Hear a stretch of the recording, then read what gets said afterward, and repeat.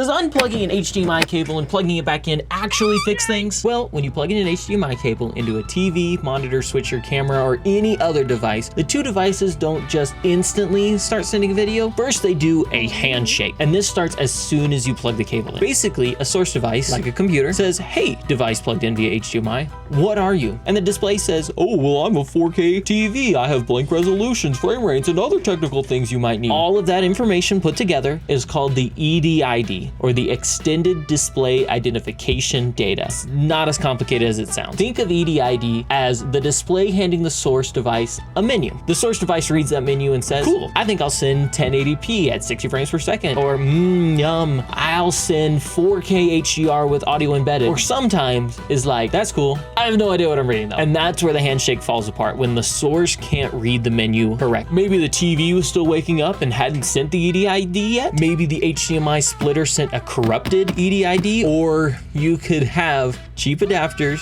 with internal microcontroller, doesn't boot up as fast as the voltage bus attached to the HDMI connector. And yes, this one sucks to have to test and figure out. There are so many ways a device can send a delayed or corrupted EDID. When this happens and the EDID is unreachable, the computer or source or whatever just kind of guesses on what settings it should be. And that guess quite often doesn't completely work. It might send a resolution that the screen likes, but the frame rate is wrong. It may send the correct color format, but the audio standard doesn't work. And quite often, it just gives up and say, "Nope, no display found." And bam, black screen, no signal. All that makes sense. "But I didn't change anything and randomly the HDMI stopped working. That handshake was already made and happy. The cable must be broken."